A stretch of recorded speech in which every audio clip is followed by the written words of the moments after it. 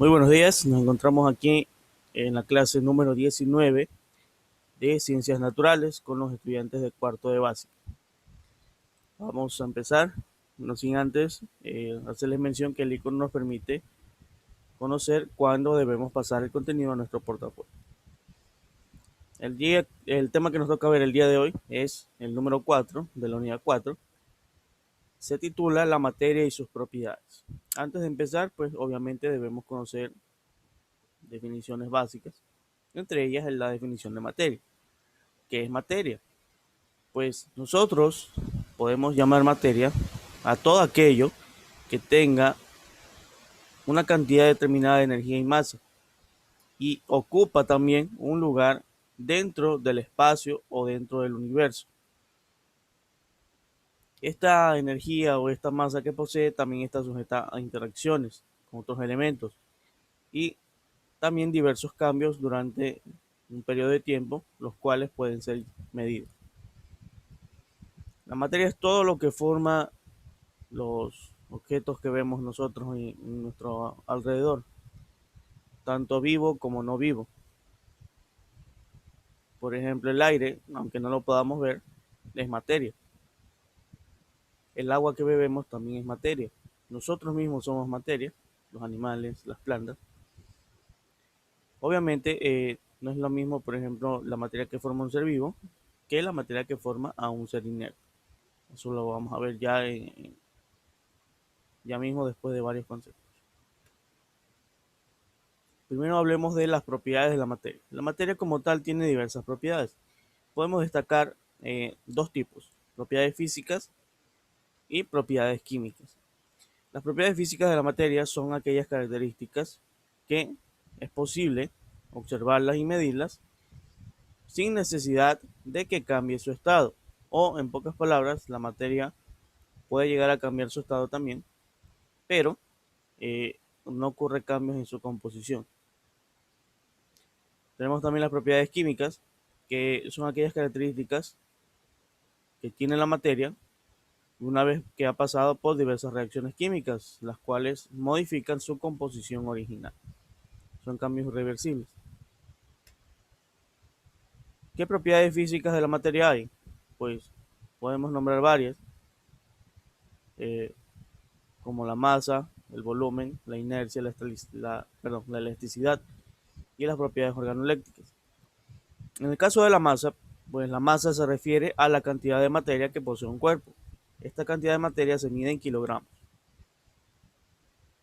Tenemos también el volumen, que es el espacio que ocupa la materia, y se mide en litros o en metros cúbicos. Normalmente se aplica a líquidos.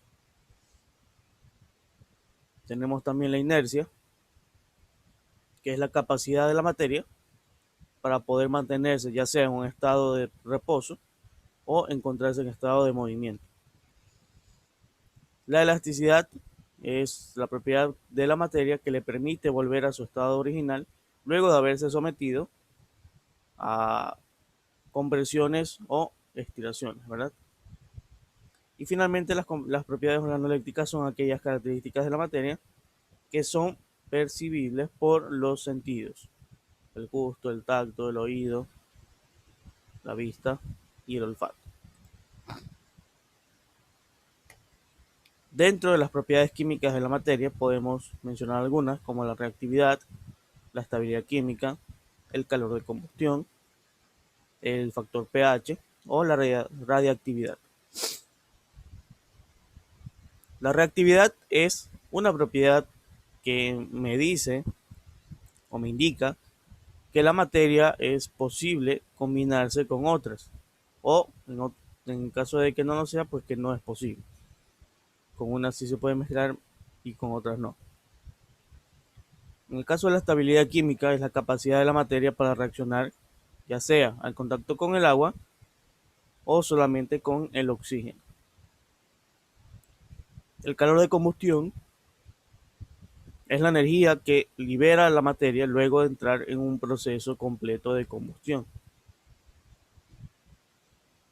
El factor pH es una propiedad de la materia que me indica algo que se llama nivel de acidez o nivel de alcalinidad Esto dependiendo de la capacidad de la materia que pueda recibir electrones en mayor o en menor medida. Y la radiactividad, que es la capacidad de la materia para mantenerse estable. ¿Y qué pasa cuando no se mantiene estable? Pues puede liberar energía radiactiva, puede liberar radiación, como la energía nuclear. Dentro de la clasificación de la materia podemos ver que la materia podemos clasificarla en dos grandes grupos, que son estos de aquí: las sustancias puras y las mezclas. ¿Qué son las sustancias puras? Pues son sustancias que mantienen su composición aunque ese estado pueda variar. El ejemplo más común es el agua. El agua tiene tres estados, ¿verdad? Que nosotros ya conocemos: sólido, líquido y gaseoso. El agua, si pasa de estado líquido a sólido, se convierte en hielo, pero sigue siendo agua. Si el agua pasa de hielo a líquido otra vez, se convierte en, en agua, por lo tanto, pues mantiene sus propiedades. Si esa agua se hierve y se convierte en gas o en vapor de agua, sigue siendo agua. Entonces, el agua es el ejemplo más común de una sustancia pura que no cambia su estado, porque en sus tres estados sigue siendo o sigue teniendo la misma composición. Por otro lado, tenemos las mezclas, que son sustancias que tienen dos o más elementos y que están presentes en proporciones variables. Ya veremos ejemplos de esto de aquí. Vamos primero a las sustancias puras, que las sustancias puras pueden ser ya sea elementos o compuestos. En el caso de los elementos, son sustancias puras que tienen un solo tipo de átomo en su composición. En el caso de los compuestos, son sustancias también puras, pero en este caso tienen dos o más elementos y están presentes en cantidades fijas.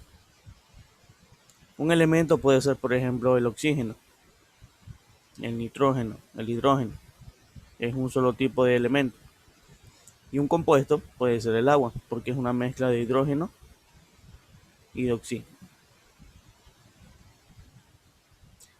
El dióxido de carbono es un compuesto también, el carbono y oxígeno.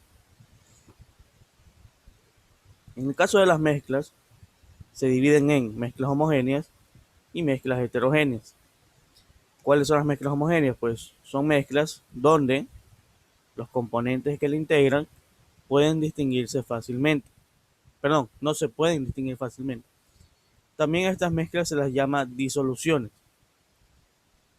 Eh, Hablamos de una mezcla homogénea cuando podemos disolver una sustancia en otra sin que se note.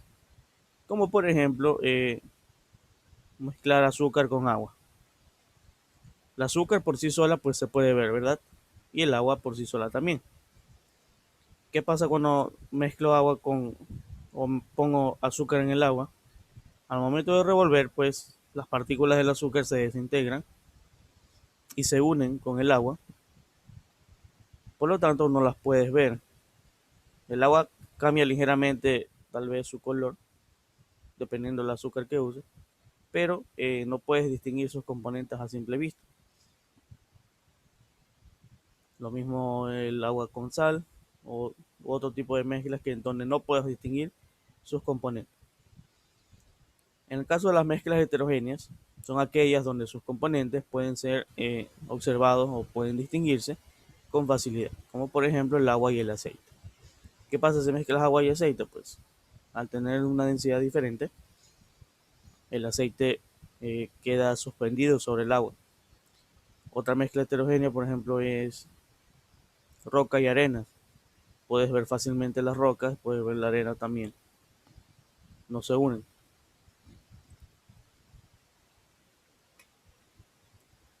Ahora, hay otras clasificaciones de la materia aparte de la que ya vimos. Muchos la clasifican basándose en criterios como eh, qué elementos forman en la naturaleza y si forman elementos vivos o no vivos. Atendiendo a ese concepto, podemos distinguir estos cuatro tipos de materia. La materia viviente, que es aquella materia que conforma a todos los seres vivos siempre y cuando pues se encuentren en ese estado, se encuentren en estado vivo. Tenemos también a la materia inanimada, que compone los objetos inertes, los objetos que no tienen vida o, en todo caso, los seres vivos que ya han muerto. Tenemos también a la materia orgánica,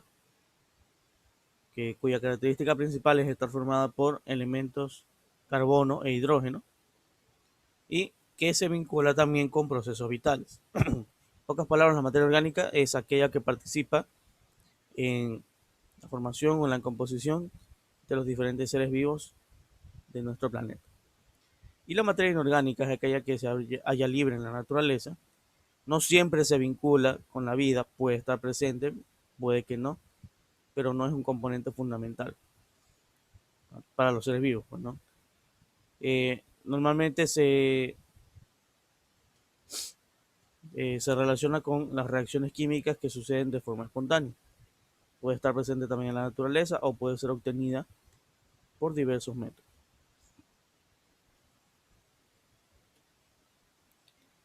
Finalmente, para repasar los estados de la materia, nosotros ya hemos visto, ya conocemos al menos los tres primeros, sólido, líquido y gaseoso.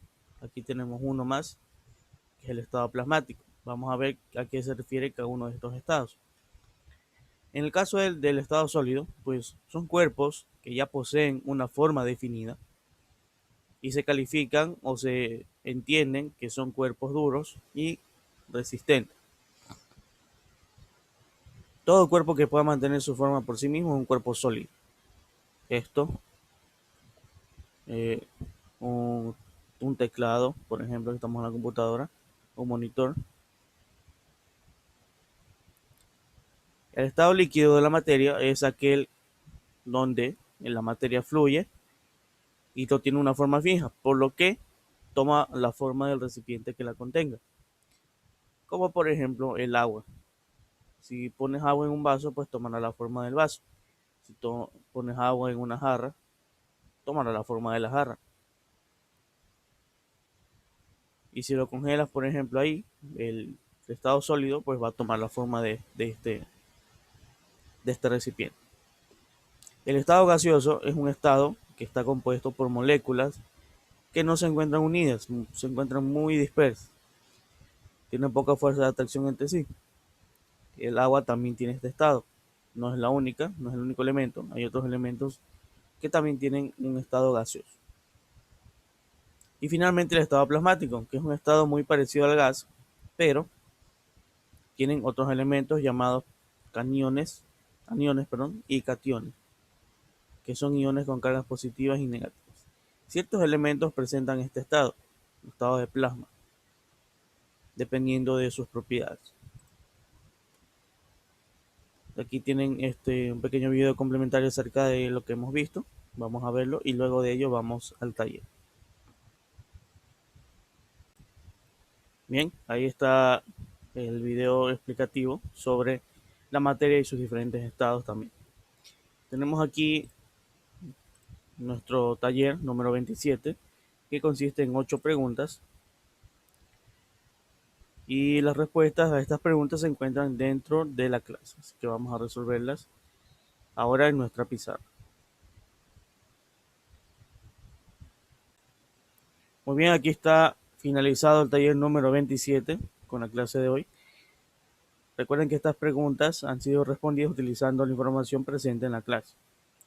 Dicho esto, mientras ustedes terminan de copiar en su portafolio, finalizo esta grabación, nos veremos en una nueva ocasión con un tema diferente.